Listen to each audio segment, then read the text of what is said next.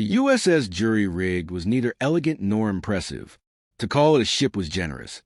It was more like a defiant pile of steel, tape, and prayer floating through enemy space, held together by physics and attention and the willpower of its crew. Captain Elias Brick. Santiago stood at the helm, arms crossed, jaw working on a toothpick as he watched the navigation display flicker and stutter. "How's the stealth array holding up?" he asked without turning. "It's still stealthy," replied Sergeant Yara Patel, not looking up from the open panel. She was elbow deep in. "If by stealthy you mean broadcasting random jazz frequencies every time someone sneezes." Brick grunted. "So, working as intended." In the corner, Specialist Theochin scribbled in his leather-bound notebook. He was seated cross-legged under a porthole moonlight, or something like it, glancing off his glasses. You know, in a metaphorical sense, this ship is like us. Unlikely, improvised, resilient. Corporal Lex O'Reilly poked her head out of the ventilation shaft and snorted. "You write that down before or after you set off the coffee maker with your last haiku?" Theo grinned. "During." The four of them made up Task Force Thresher, an elite insertion team formed under the quietly desperate corners of Earth's military command. They were not chosen for their conformity. They were chosen because rules broke before they did. Their mission: infiltrate Zarnathi communications relay perched in orbit above a coalition stronghold, slice the core and get out clean. No backup, no reinforcements. Just one ugly ship and a pocketful of chaos. And right on schedule, chaos knocked, with a groan that sounded almost offended. The ship's hull shuddered as something massive dropped into real space off their bow. Lights dimmed. Gravity hiccuped. Lex fell out of the vent with a dull thunk and a surprise curse. "Unscheduled visitor," Yara muttered, fingers dancing across a cracked screen. Mass displacement signature. Zarnathi warframe. Solo class. Brick straightened. "One of theirs?" "Just one." "Not just one," Theo murmured, rising to his feet. "That's a flagship signature. We're being greeted by royalty." Before anyone could react, a heavy thud echoed through the ship, followed by another and another. The team drew weapons, spread out, and braced. Then came the hiss. The airlock depressurized with an unnatural sigh. The door peeled open, revealing a tall figure clad in shifting, obsidian-black armor that shimmered with alien symbols. Tendrils of synthetic muscle coiled beneath plates, flexing with every step. General Zithkar, the Zarnathi Dominion, entered like a man expecting applause. "I am the blade of Galactic order," he announced, voice reverberating through their bones. "Your species' insolence ends here." "Neo!" There was a beat of silence. Then Lex raised her hand. "Quick question. Are you real, or is this one of those training sims a brass forgot patch?"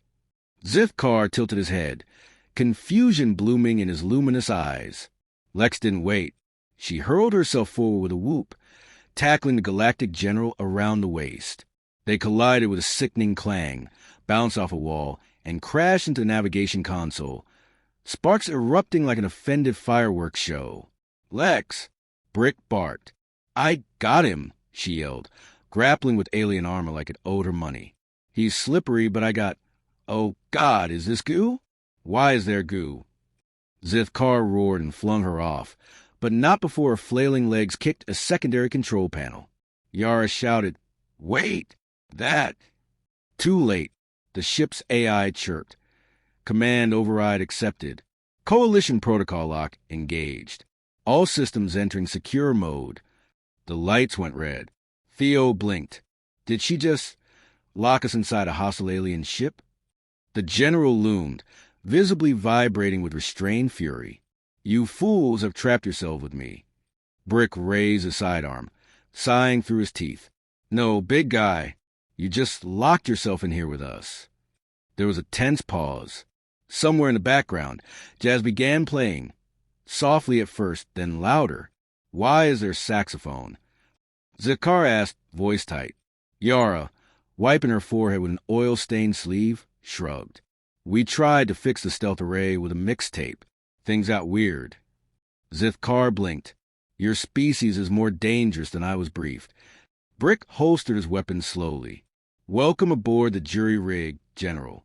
Hope you like human music. We're going to be here a while. Outside, the Zarnathi war cruiser slowly drifted off course. Cut off from its fleet, its systems compromised by human meddling, its doors sealed. Inside, for very peculiar humans and one increasingly alarmed galactic conqueror, stood awkwardly beneath a leaking ceiling pipe. And somewhere in the circuitry, Miles Davis played "Oh." Zith Carr stood motionless in the dim red light, his armor humming faintly as his gaze. The Coalition patrol ships emerged from warp like wolves catching scent. Sleek, lethal, and precise, they closed in on the drifting jury rig with predatory confidence. 5 vessels, Theo said, tapping his screen. Fast intercept. Formation suggests a blockade sweep pattern. That's not a patrol. That's a net, Brick muttered. Zith Carr's jaw tightened. They expect me to be dead. Or victorious. Not collaborating. Let's call it collaborative surviving. Lex quipped, slapping the wall panel until it sparked into functionality. So what's the plan, fearless leader? Brick leaned over the console. Do we still have jump capability? Partial, Yara said, voice clipped. The core can throw us out of grav field, but the NAV's too scrambled for pinpoint exit. Could land us anywhere within 100 light years. Beats landing inside a plasma bolt, Theo offered. Zith Carr stepped forward, eyeing the main console. We could fight. Lex gave him a long, flat stare. With what? Harsh language in jazz solos. Unorthodox tactics of merit, he muttered. Brick turned to face them all. All right, this is a misfit crew on a stolen ship, halfway to critical failure.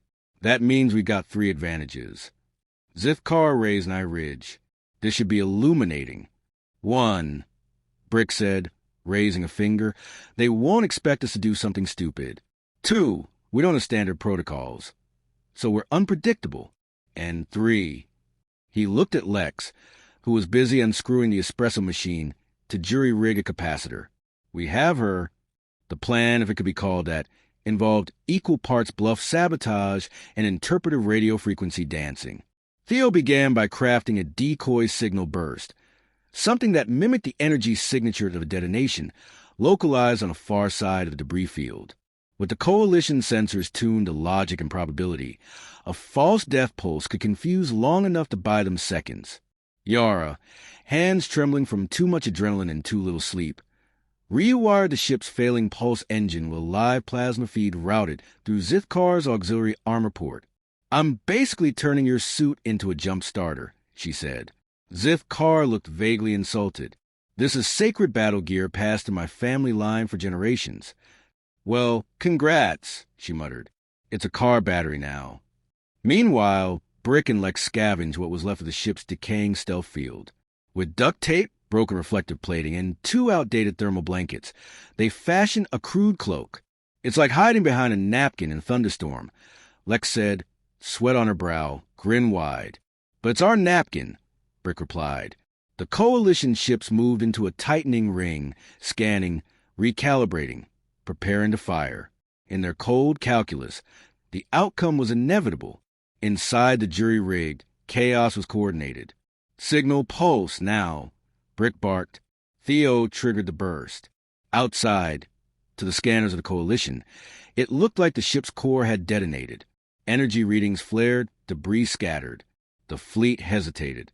Lex, power bleed, Brick ordered. The lights on the jury rig flickered, then died. The ship went dead cold, drifting like just another broken husk. Primary sweep just passed us, Theo whispered. They're ignoring us. Won't last, Yara warned. Once they see the energy patterns too clean. Then we jump, Brick said. Now. Zith Carr slammed his palm against the console. His armor pulsed violently as it overloaded the jump conduit. The ship groaned. The deck shook. A surge of distorted light ripped across the hull, and the stars twisted into ribbons. They slammed out of subspace like a thrown stone skipping across a pond. Alarm screamed. The hull creaked in protest. Every console blinked in different languages, some possibly invented on the spot. Lex staggered to her feet, clutching her side. Okay, not dead. Anybody dead? No, Theo wheezed. But I think I understand what it's like to be tossed in a blender. Yara coughed. That was a blind jump through grav turbulence. You realize there's no equation for that, right? That's okay, Brick said, brushing soot from his collar. We just made one. They were floating in a quiet sector now. Empty space, uncharted stars. Zithkar looked at the humans. His armor was singed, his composure cracked, and his tone unreadable. You should not have survived that. Lex pointed a smudged finger at him. And yet, here we are. Theo sat cross-legged on the floor again, flipping open his notebook. What's more dangerous? An army of precision? Or 4 chaotic weirdos with nothing to lose? Brick tilted his head. 3 weirdos. Theo raised a brow. Sorry, Brick said. You're the dreamer. Doesn't count. Fair. As the adrenaline faded, a strange stillness settled over the crew. The danger had passed momentarily, but they were far from safe. No known coordinates. No friendly space. Zithkar stood alone near the viewport, staring at the stars. You could have abandoned me, jettisoned me, yet you didn't. Nope, Brick said. Why? Theo answered without looking up. Because that's not what humans do. We don't abandon people. We confuse them into helping us. Lex yawned, cracking her back, or tackle them into submission. Works both ways. Zithkar was silent for a long time. Then softly he said, Your species is maddening, but effective, Brick replied. You want results, called us Arnathi. You want something impossible done in under 12 hours using chewing gum, caffeine, and bad ideas. He gestured around the ship. You call us. The stars outside the jury rig pulsed with unfamiliar constellations, like watching a foreign alphabet written in light. Somewhere, far behind them, the coalition's perfect lines were fraying. Brick stood near the helm, hands clasped behind his back, gazing at the void. His team gathered slowly. Yara, Lex, Theo, and Zithkar towering silent, a looming shadow among fireflies. We're running out of air filters, Yara announced. And water, and coffee, which is arguably more urgent. We're not built for long hauls, Lex added, her hand pressed against a rattling wall. We're built for crazy ideas. Briefly, Theo flipped through his notes. We need to contact someone. Anyone. And fast. Zithkar turned. No one will respond. You are rogue elements. Criminals. Traitors. Brick smiled. Yet you're still here. I cannot return to the Dominion. I failed.